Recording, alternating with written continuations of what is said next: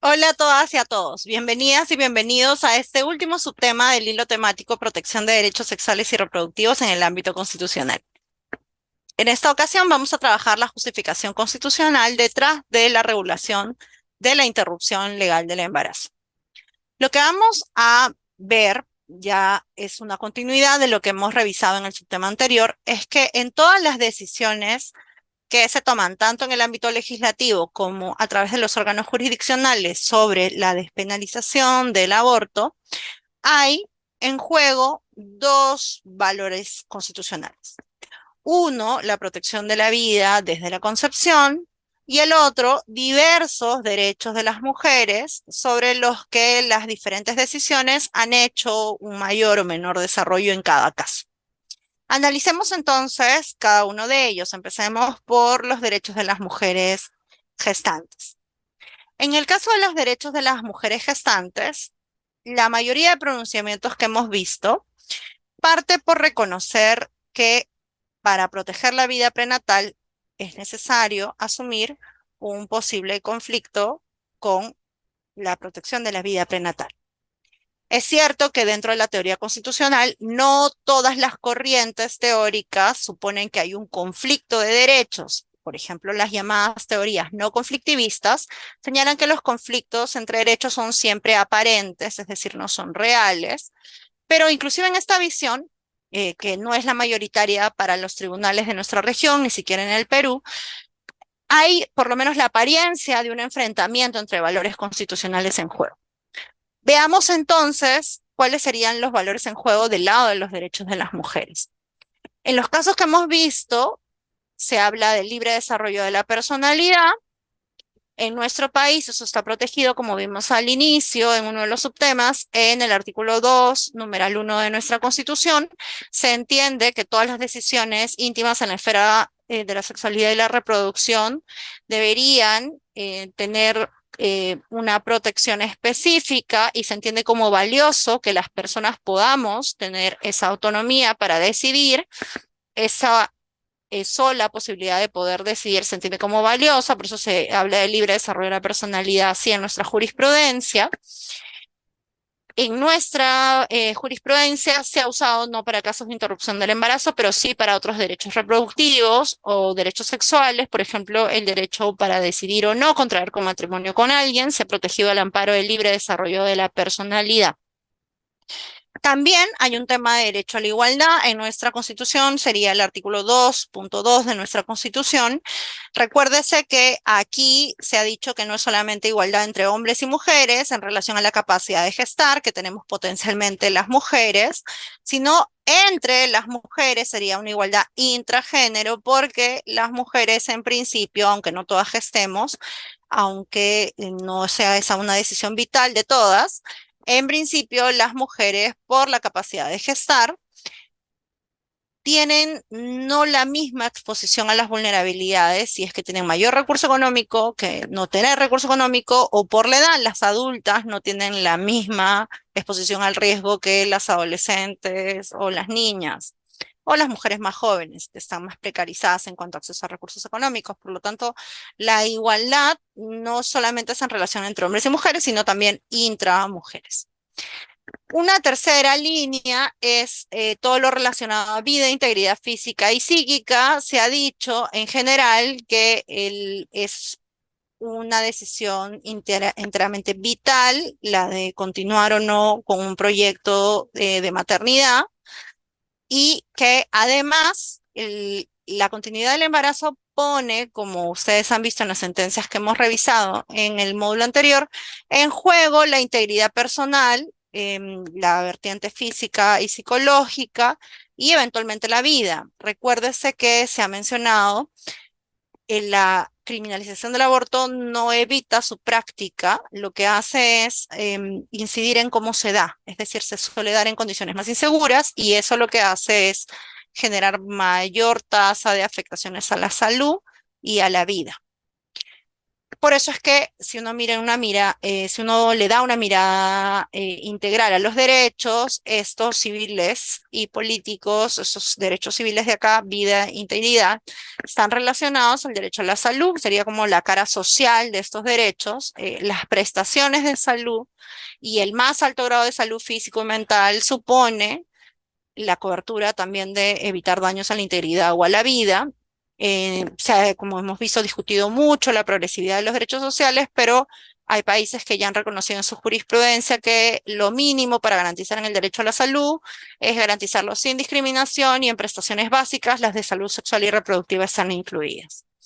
Y una última faceta nuevamente de interrelación interdependiente entre civiles y políticos, económicos, sociales y culturales, que son los dos grupos emblemáticos de derechos, sería este de no tratar a las mujeres como medios y por lo tanto sujetarlas a tratos crueles, inhumanos y degradantes. Esto particularmente se ha puesto de relieve en los casos de violación sexual, en donde hay una afectación adicional a quienes han sido víctimas de violencia de género por la criminalización que sigue si es que uno decide interrumpir un embarazo gestado en esas circunstancias, ¿no?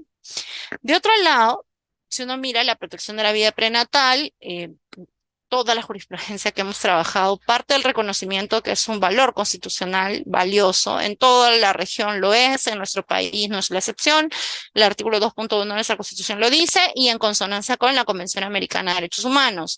El artículo 4. Sin embargo, la controversia radica en cuál es el alcance de protección que se da. La protección de la vida prenatal no debería ser absoluta.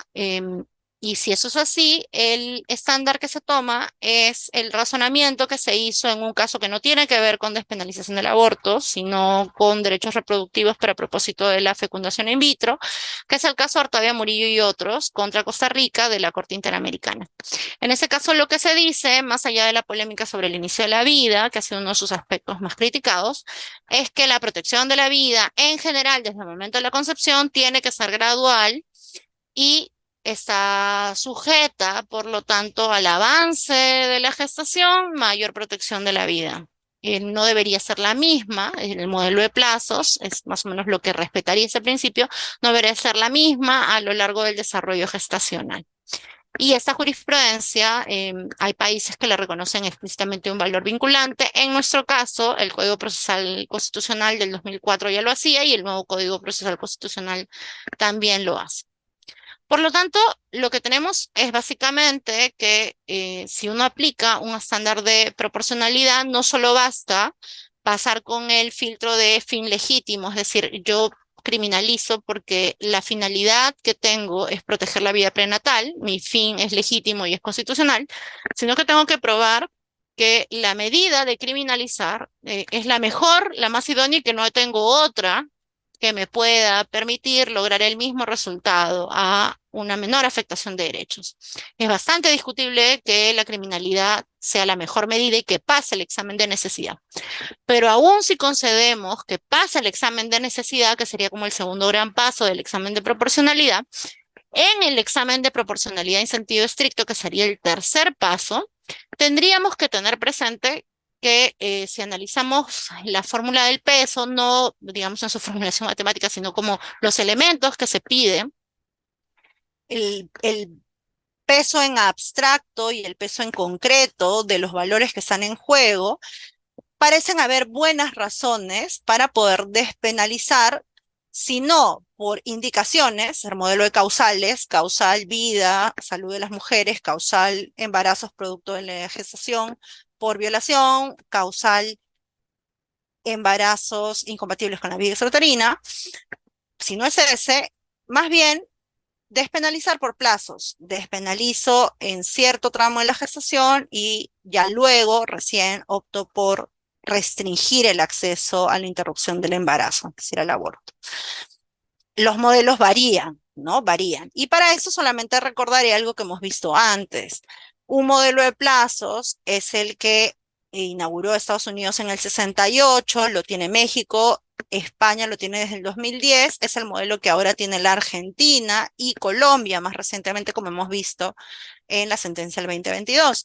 El modelo de indicaciones en nuestro país lo hemos acogido del modelo español, del Código Penal del 85, pero ahora España, como pueden ver, ya no tiene modelo de indicaciones, es un modelo por plazos. Colombia empezó por un modelo de indicaciones en una sentencia de su corte del 2006 y ahora tiene un modelo de plazos por una sentencia del 2022. Perú tiene el modelo de indicaciones solamente con despenalización de la indicación terapéutica cuando está en riesgo de un mal grave y permanente, la salud o la vida de las gestantes.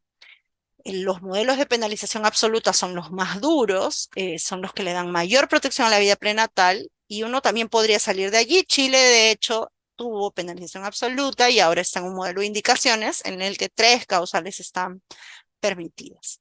Por eso es que lo que podríamos concluir es que los países, ya sea por la vía de sus normas, o sea, lo que aprueban sus parlamentos, o ya sea por lo que sus órganos jurisdiccionales deciden, lo que hacen es a la base un análisis constitucional en el que sí o sí hay que tomar posición respecto de la protección que se da a los derechos de las mujeres, a quienes no se debería dejar de considerar sujetos de derecho, y la protección de la vida prenatal. En lo que se discute es cuál es el ámbito de protección de cada uno. La protección de la vida prenatal, prima facie, es importante en el derecho. Lo que se discute es cuánto de protección se le tiene que dar en cada caso concreto. Los modelos de penalización total del aborto le dan la máxima protección. Los modelos restrictivos de aborto le dan también gran protección. Los modelos que más bien permiten el aborto por plazos o por indicaciones amplias, lo que hacen es valorar más los derechos de las mujeres en juego.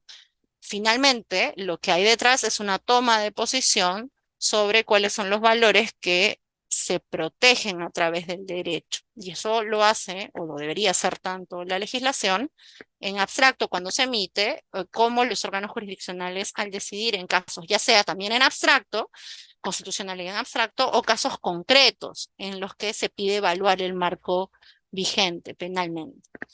Para quienes deseen revisar un poco más de este tema, tenemos en el libro que mi compañero Juan Carlos Díaz Colchado y yo hemos escrito sobre análisis constitucional de la despenalización del aborto por violación, una parte especialmente dedicada a cómo debieran ser los argumentos sobre despenalización del aborto.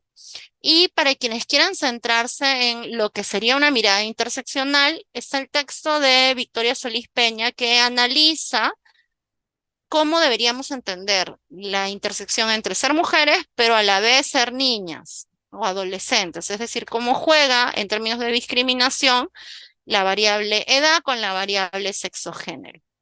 Y eso nos puede también ayudar a entender un poco más de forma ampliada, ya no solo por razón socioeconómica, los alcances del principio de igualdad y no discriminación. Espero que este hilo temático haya sido de interés. Les agradezco mucho su atención. Muchas gracias.